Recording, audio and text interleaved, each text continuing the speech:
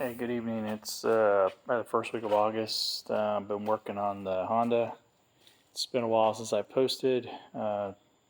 It's getting hot in the last couple months up here in North Florida, so it's kind of been a little bit of a pain to work out here in the afternoons.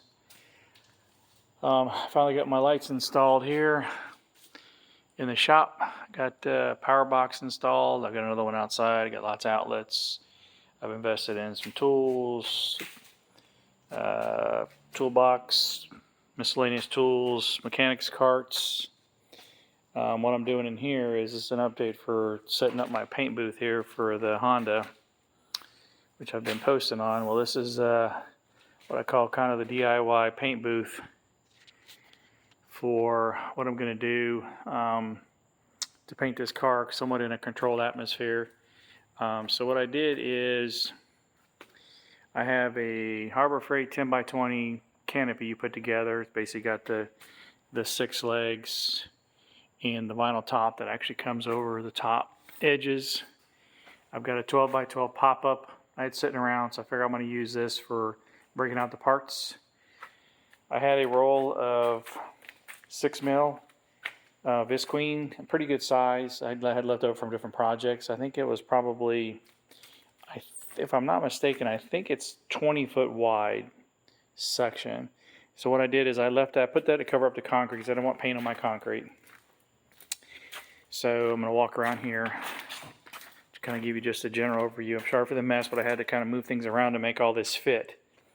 So what I've done here on the back side, so this is the back side of 12x12. So I've got, the floor has the 6mm, and I bought a roll of white Visqueen, which is a 4mm. It's a little thinner, but I wanted the white because the white has a little bit more reflecting for lights. So what I did here on the back side to make it more comfortable, because in the shop it gets very warm, and when I go to paint here probably next week or so, I need to have a little comfortable environment inside the area I'm going to be painting.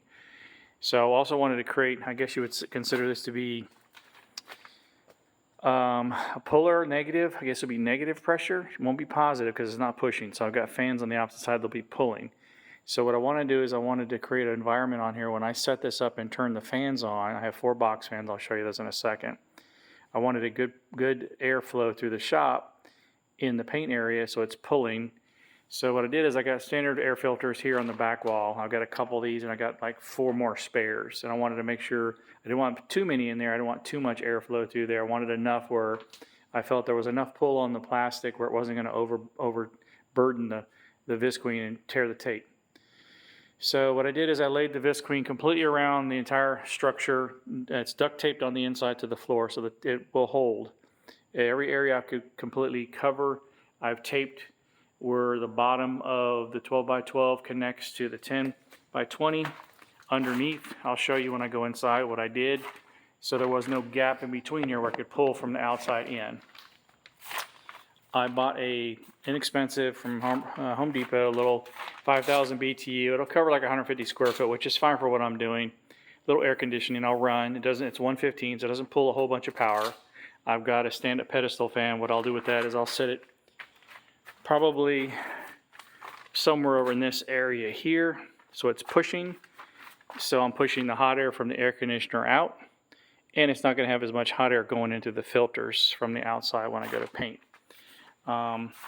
It works very well. I've actually tested it, so it gives enough cool air. And what I'll do is prior to any type of painting, I'll turn the fan on, I'll turn the air conditioner on and get this space, start to cool the space down. So let me show you what I did on the inside. So right now I just have the lights on in the shop, but what I did here, so I built this stand back here. I wanted the fans up high, so I built this out of some spare lumber I had laying around. A little gang box here to plug my wires into. So I got little 4 box fans, 25 bucks a piece from Home Depot, Walmart. Of course, I've got them on the low setting because I had originally had them on the high setting just to see what it would do. And it was pulling a little too hard, so I put them on low. The filter is actually automotive. It's for a paint booth. I bought a roll of that from Amazon. It was like 125 bucks for a roll of this. I only use this one piece, so it's going to pull through there. And I'll show you, just turn my box on. and the fans kick on. And if you notice, the walls will pull in. You'll see the draw on this. It pulls it down, so it's got good pressure pulling it through, and that's on the low setting. And this is a typical drywall zipper you can buy from, get a package of those for like 20 bucks. You can get them from Home Depot. I ordered it from Amazon because I was on there.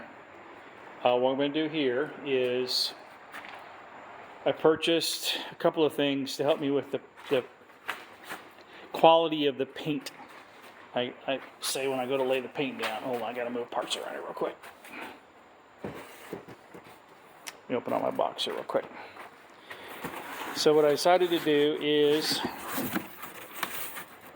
I bought two 50-foot. I already had one, but my other one was kind of old, so I went ahead and bought two dedicated air hoses. These are 50-foot. I've got a connector. So what I will do is I'm going to run my air hose. When I go to paint, I'm going to have this roll-up door probably up about 3 foot off the ground. And I'll have the other door roll up probably up about the same distance, so I have flow going through the shop to pull the fumes out when I go to paint. My air hose I have from the old shop, I'll run through the door. I'm going to run the hose up to this board assembly I created for the fans. I have a tri-connector, so I'll hook the hose up somehow to this connector. I'll have dedicated connectors for two hoses, and the reason for the two hoses is I want one hose on one side of the car and one hose on the other side of the car, and able to stretch to paint the other parts I have without kinking up the hoses. I bought extra fittings to do the connections. Give me a second, I'll show you what I've got in the box. Got a fitting kit. Where this, I guess you would kind of, it's a connector for the two hoses. I actually purchased they call it a micron filter. Give me a second here to put my phone down. Open up this box real quick. I'll show you what this is.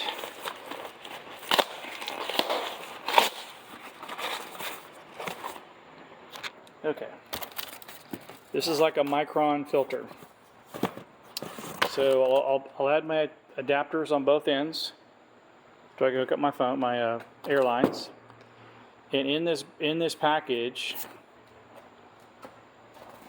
there is a filter. A micron filter. Goes inside that little container right there. I bought two filters. I bought a spare. Sorry, I wasn't prepared for this, but so I get the box open real quick.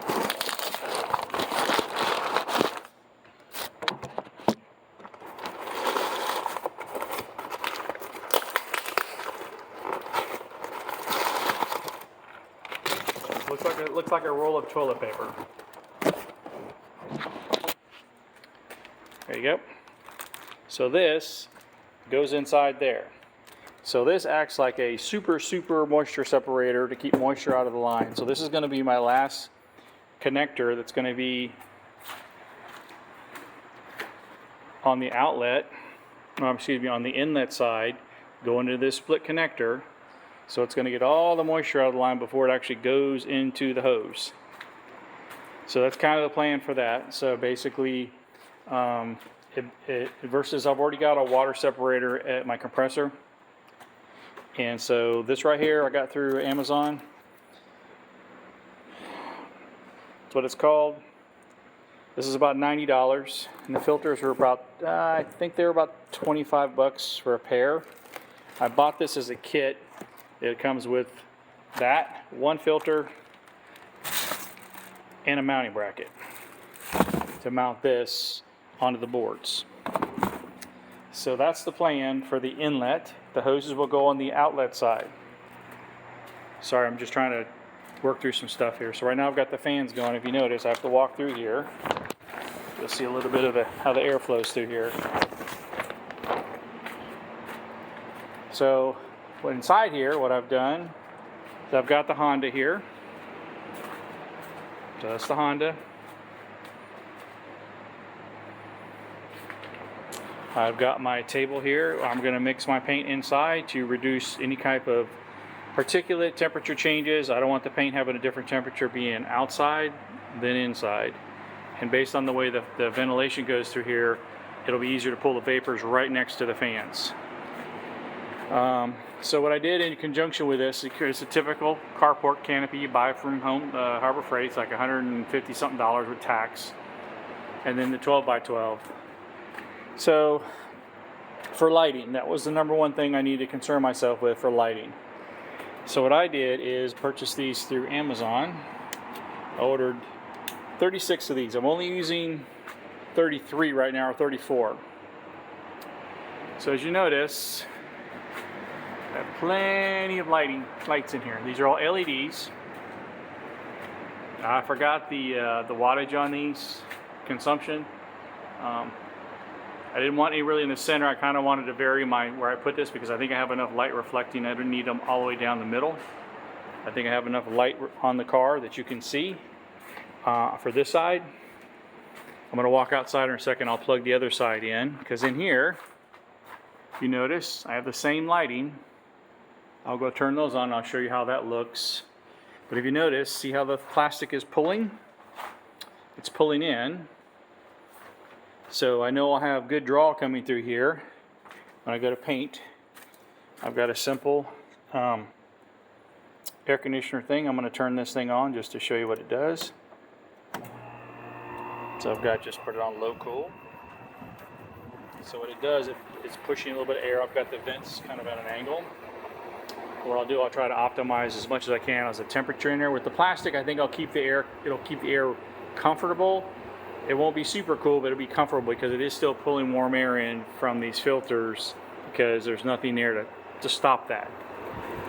But if you notice, I've got it completely taped off.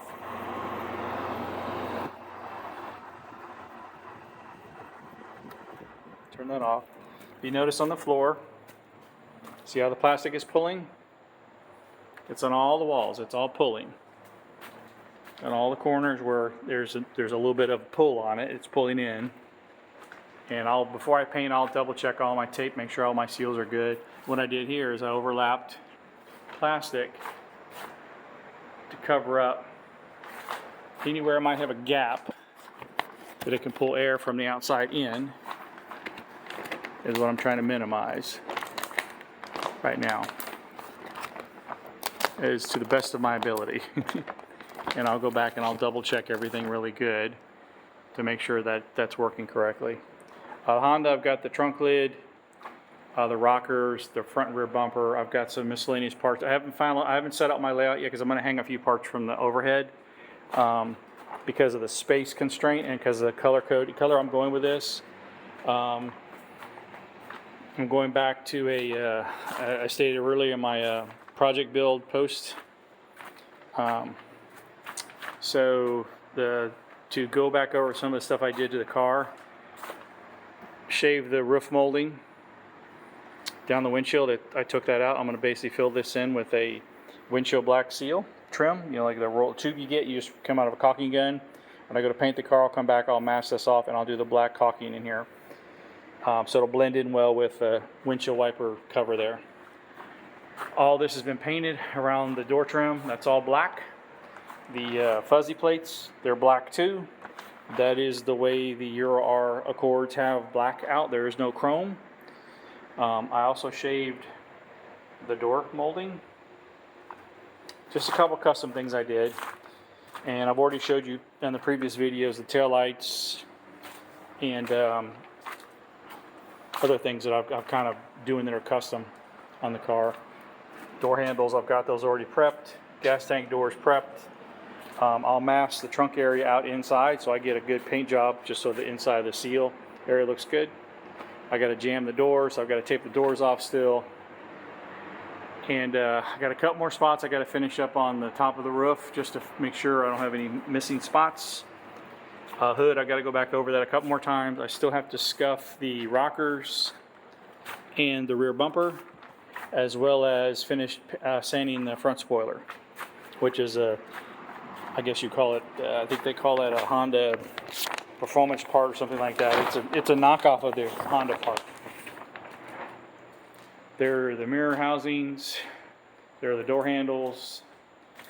There's the tail lights, parts of the mirrors, the grille assembly piece, the I think that's the Euro R. I think that's a CL7, CL9. The rear spoiler is basically a TSX spoiler. Let me go on this side real quick. And let me plug this in for you. There's the spoiler, lower lip spoiler. Let me plug in that. Sorry. Let me do one thing at a time here. So, okay, let me go back inside and turn these lights on so you can see what these other lights look like with the entire booth being lit up. So if you notice, I'm going to turn the overhead lights off just to show you how bright these things are. So, no overhead lights. You know, see how bright the shop is? That's just with this set over here.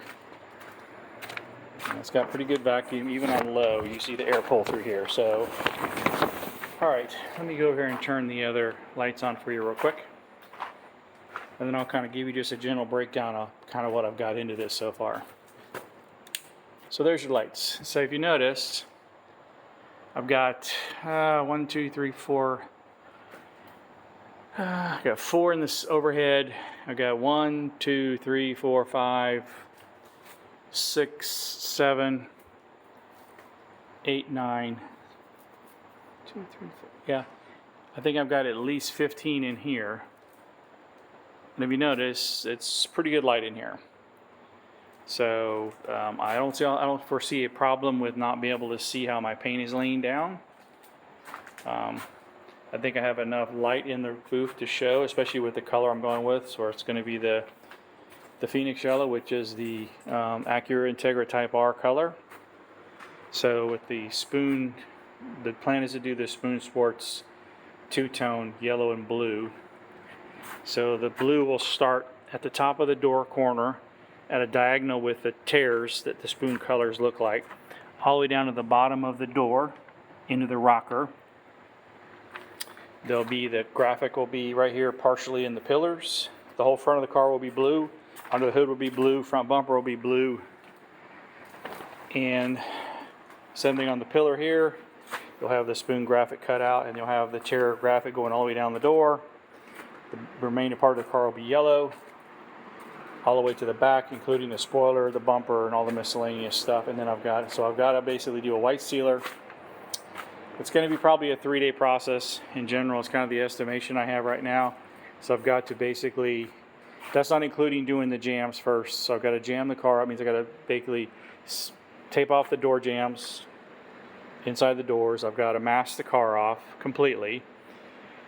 Do the door jams, but when I do the paint, I'm going to mix a little bit of clear in there, so I only have to spray the color, not have to come back and do clear on top of it. I can actually mix my clear into that a portion of it.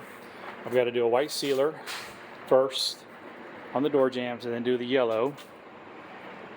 Once that is cured and flashed, then I remove some material off the car. Then I'm going to have to come back and go ahead and do all my cleaning again, wiping things down, back masking the insides of the door jams, especially inside, anywhere in behind these, it can potentially get paint overspray.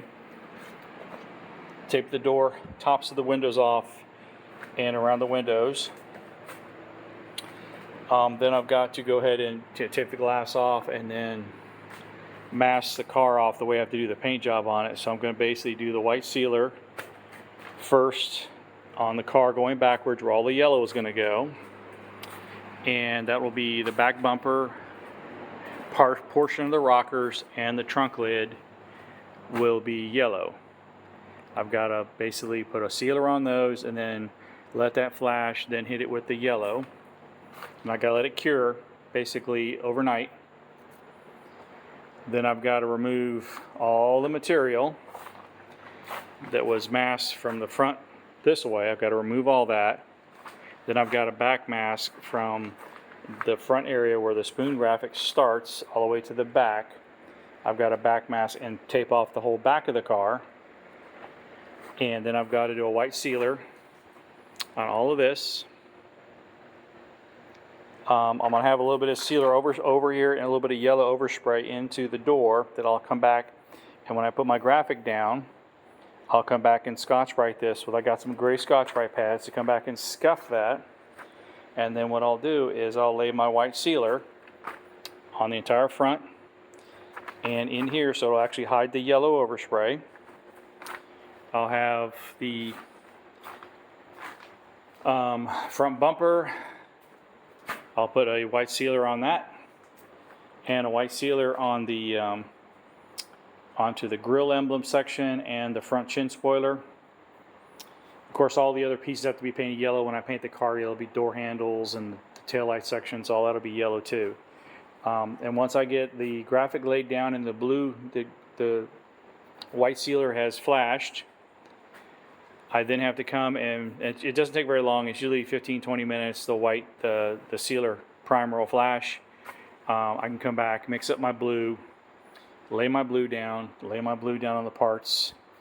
Once everything flashes, which will be another probably 6 to 8 hours when the blue flashes, then I got to remove all of the covers, plastic I've got covered up on the car. I got to remove everything, go back and check everything again.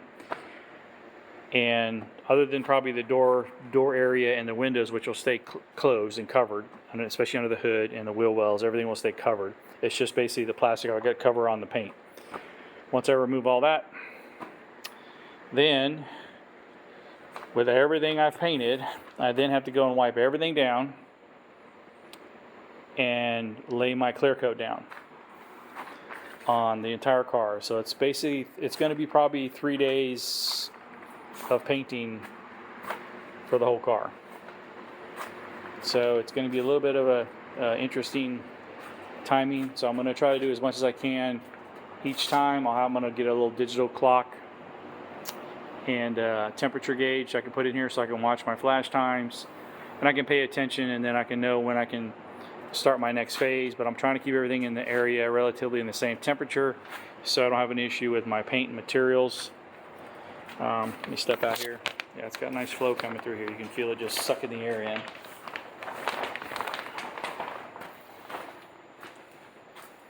Let me turn the lights back on in here. Yeah, I've been using the Nason. I've got Nason color. My yellow and my blue already mixed. They're right here I've got them in the house. Keep the temperature down on them. I had Nason clear on my last paint job I was doing. I didn't like the way either my flash times were correct or whatever, because I was doing a tricolor paint job. Had a problem with it when I painted my daughter's car. I did a little custom work to it and it didn't lay down correctly. So we're gonna go back to my tried and true. I got a whole nother gallon of this finish one. This is the ultimate I have really good luck with this. It just basically, it's a 4-to-1 mix. Does pretty good. That I've got some in the house. I've got my gray Scotch-Brite in another box in the house with my mixing cups. I've got my gallon of lacquer thinner, Home Depot, cheap. Buy that there. It's cheaper to clean your paint guns with and your parts. There's your, those are all my pieces and parts I've got to wipe down. They've already been sanded. Everything's been sanded with like 320, and I've Scotch-Brite them. I haven't prepped anything yet. I haven't wiped anything down yet. My miscellaneous stuff I've got on the table from painting primers. I've been using a Nason, the gray primer. Of course, Prep-All is my go-to for everything, so I'll be Prep-All-ing the shit out of this car and all the parts, because you got to wipe it about a dozen times, because you never know if you miss the spot and get oil, and you'll get reaction when you start laying primer down or paint or anything else. It's going to give you spots. So that's another thing I've got to sort out. But if you notice, everything around, I've got everything kind of covered up. It's just everything is kind of really tight in here because I've moved everything around. And I just put extra stuff on the floor just to make sure everything is laying flat. This part's for the Honda, all this. I just have stuff laying. And the reason I kind of laid this at a pitch, which was important, because I need to open the doors when I do the cut-in. And the doors will not open if you keep this completely flush. You will not be able to open the doors on the driver's side. So I decided to pull this out a little bit of angle. I've already measured and checked, so I know the doors will clear. And since I'm not worrying about opening the doors once I do the cut-in on the doors, the doors will be shut. They will not be open again when I lay my paint down, so I'll be good there. Overall, there's a roll of filter. Overall, I probably have, I don't know, I think the air conditioner was 175 bucks. Box filters, I've got like 6 of them. I think I paid 30 bucks for all the filters. Visqueen, the white Visqueen, which is this one here on the floor, I think I paid 80 bucks for that. That's a 4 mil. It'll work. I mean, I've got it on some of the walls, so it will work. It's just not as thick. Now for the floor, I said I had 6 mil. I think it's better because it actually holds up very well if you run across it or do something, as long as you don't tear it. And you can always put duct tape to go back and tape it up. 155 bucks in the canopy there, which was pretty easy to put together. It took me about an hour with all the screws and the bolts. I had the 12 by 12, so as long as you don't have if you have really good airflow out there, you won't get a lot of overspray at all inside the 12 by 12. So you can reuse the 12 by 12 for something else. It was just a stand and I had to buy anything, so it was just there. Might as well use it. As far as the other items, the lights cost me, they were about, for 12, they come in a bundle. And I believe they were about $90 for a set of 12. Now, the interesting thing about those, you can mount them multiple ways. You can daisy chain them. They have a plug. You plug in each one together. They have a cord you can plug them in and daisy chain them together. Or they have a hardwired one. You can actually hardwire it to an outlet if you want them hardwired. Fans, about 100 bucks in those. I already had the little gang box here. So it's pretty easy, just turn it off, turns your lights off. The other one, the switches are on the cord, so you can turn the cords off, which makes it very convenient. All of this can be taken apart. I have screws, so it all comes apart, so I can use the wood for something else. Those fans are screwed directly to the boards.